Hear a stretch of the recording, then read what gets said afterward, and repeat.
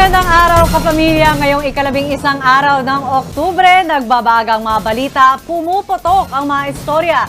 Live sa Kapamilya Channel, A to Z, Jeepney TV at All TV. Mga impormasyong mahalaga live din sa YouTube, TikTok at news.abs.cbn.com. No more, no less. Hatid ng TV Patrol Express.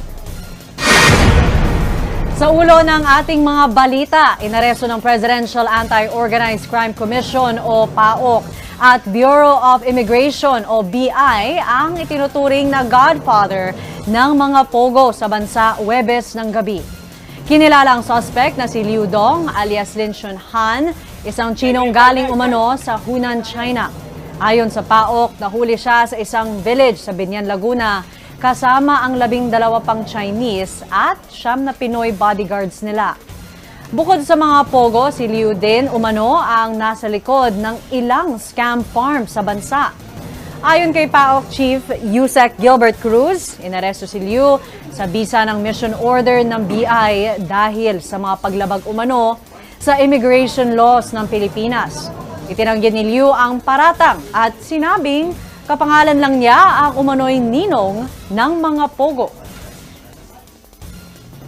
Siya kasi yung nagsimula 2015 nandito na siya. Okay. At nagsimula na siyang magtayo ng mga pogo. And then nakapagtayo siya ng mga pogo sites sa Region 7, sa Region 3. Okay. Involved siya dun sa Porac Pogo Hub, tsaka sa Banban Pogo Hub. Nasawi ang isang Army Reservist matapos ng mga ng riding in tandem sa Antipolo City nitong Miyerkules ng gabi.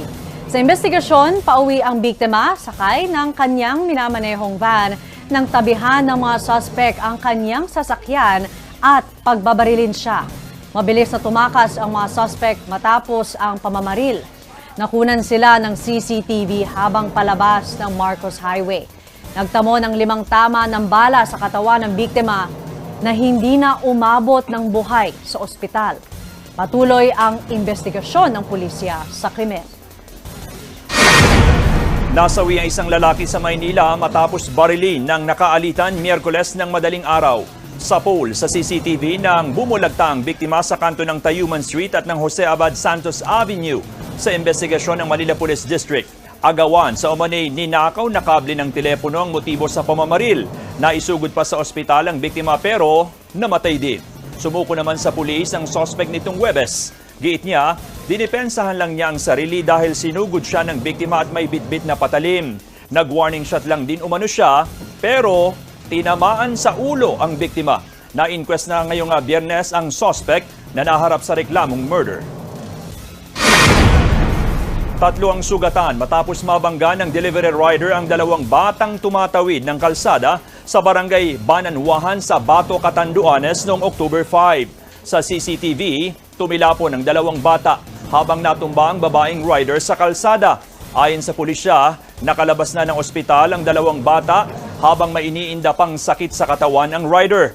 Nagkausap na rin ang mga magulang ng mga bata at ang rider. Nagpaalaala naman ng mga pulis sa mga magulang na turuan ang kanilang mga anak na tumawid sa tamang tawiran. Plano naman ng barangay na lagyan na ng pedestrian lane ang bahagi ng lansangan. Sa Showbiz News, dumating na sa bansa ang American pop rock band na Lainey para sa 4 na araw na concert sa Bulacan at Cebu simula ngayong Sabado.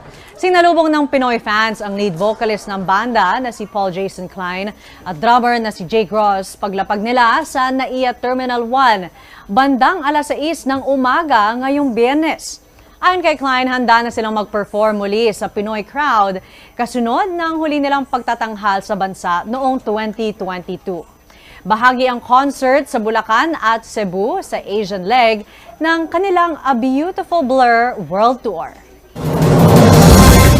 Susunod, Pinoy Big Brother Gen 11, may huling 3 big payanig bago ang grand finale sa October 26. Abangan sa pagbabalik ng TV Patrol Express!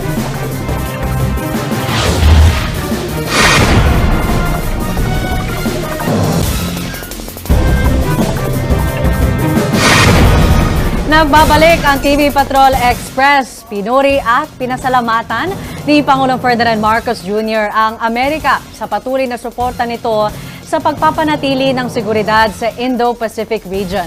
Sinabi ito ni Marcos matapos kondenahin ni U.S. Secretary Antony Blinken ang China sa mga iligal at agresibong aksyon sa South and East China Seas sa gitna ng ASEAN-China Summit sa Lao PDR. Patuloy namang lumalahok sa joint military exercises ang mga sundalong Amerika at Pilipino.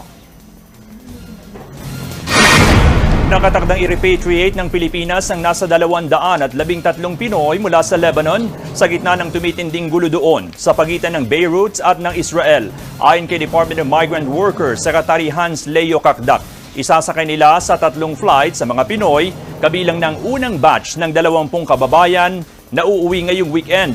Nasa 400 Pilipino pa anyang naghihintay ng clearance mula sa Lebanese Immigration bago mapauwi sa bansa.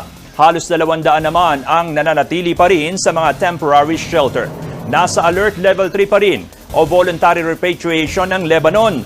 Tiniyak ni Kakdak na nakahanda ang pamahalaan sakaling itaas ito sa alert level 4 at ipatupad ang mandatory repatriation. Nag-abiso ang operator ng Ninoy Aquino International Airport sa New NAIA Infrastructure Corporation o NNIC na pansamantalang isasara ang Terminal 4 ng paliparan sa susunod na buwan. Ito'y para sumailalim sa major renovation o pagkukumpuni ang pinakamaliit at pinakalumang terminal ng NAIA.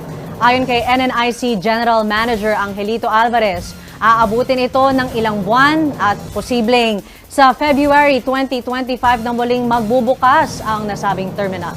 Wala nang ibinigay na iba pang detalye si Alvarez. Nauna rito inanunsyo ng SEBGO at AirSWIFT na simula sa November 7, 2024, ililipat sa Terminal 2 ang lahat ng kanilang flights na paalis at pabalik ng NAIA.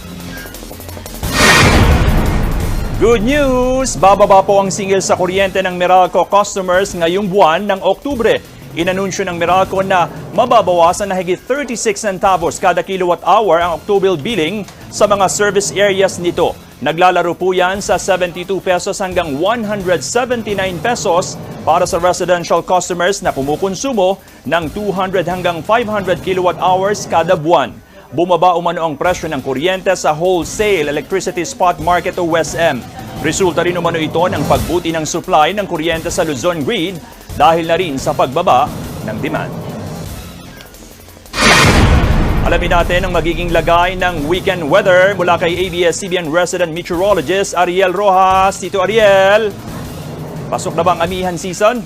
Nako, Daddy Johnson, nasa transition period pa rin ang bansa at posibleng magsimula ang amihan season sa mga susunod pang linggo. Ngayong weekend, maaraw sa umaga at tanghali, isa kabubungos ang ulang dala ng thunderstorm kaya agahan ang paglaba, kapamilya. Isang low pressure area naman ang posibleng mabuo na malulusaw lang bago tumama sa Bicol. Sa rainfall forecast ng The Weather Company sa Luzon, may ulan sa Sabado ng umaga sa Cagayan Valley at Quezon at halos buong Luzon naman na ang uulanin mula hapon lalo sa Cordillera at sa gabi may ulan pa sa kanlurang bahagi ng Luzon. Mas maaraw naman sa Linggo pero uulan mula hapon sa Mindoro at lalo sa Calabarzon pagsapit ng gabi. Maulan din ng Sabado ng hapon sa Palawan, Visayas at Mindanao, lalo sa Panay Island, Zamboanga Peninsula, Lanao del Sur at Bukidnon. Madaling araw ng Linggo, uulan sa Northern Panay at ilang bahagi ng Central Visayas at mula hapon aasahan muli ang pag-ulan sa maraming lugar, lalo sa Bukidnon pagsapit ng gabi. Ulan din po sa Metro Manila gabi o hapon o gabi ngayong Sabado at Linggo. Yan ang weekend weather forecast. Happy weekend, job you, at ingat kapamilya. More entertainment news sa mga fans naman ng Pinoy Big Brother.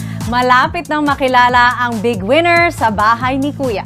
Inanunsyo na ng Pinoy Big Brother ang grand finals ng reality competition sa October 26. May 3 big payanig ding aasahan ng publiko bago ang big night. Una na rito ang The Big Lie, kasusubok sa umano sa katatagan ng mga natitirang housemate sa pagtanggap ng katotohanan at paglaban sa kasinungalingan. Nandyan din ang Big Love, kung saan may isang task na hahamon naman sa tatag ng kanilang mga puso. At panghuli ay ang The Big Task, na tutulong sa pagpili sa big winner ng 11th season. Sino kaya kina Fiang, JM, JP, Kai, Colette at Rain ang mapapabilang sa Big Four na aabot sa final stage? Tutukan ang PBB Gen 11 sa Kapamilya Channel, Kapamilya Online Live, I Want TFC, A to Z at TV5. Oy, good luck ha. Kung sino man ang mananalo dyan sa bahay ni Kuya. Anong feeling mo sa mga yung big pioneer? Kung ikaw yun nandun, ano sa tingin mo yung biggest strength mo? Big lie, big love? Siguro kung ako yung nandun, baka ako manalo siguro. I love the confidence, Johnson. So, Feeling sa ko lang 12th naman, season, baka siguro, yung pag-isipan big ko pa, winner. pag-isipan ko pa. Tapos magpapamerenda ka dito. Oh, sure. Ay, wow, lakas loob. At yan, ang mga nagbabagang balita, huwag pong kalimutang mag-LSSC, like, share, subscribe, and comment sa YouTube at TikTok. Sa ngalan po ng kasama naming si Jeff Canoy, ako si Johnson Manabat. Mga kapamilya, bukod sa YouTube, TikTok at news.abs-cbn.com, napapanood na rin live ang TV Patrol Express sa Kapamilya Channel, A to Z, Jeepney TV at All TV. Ako po si Denise Dinsay.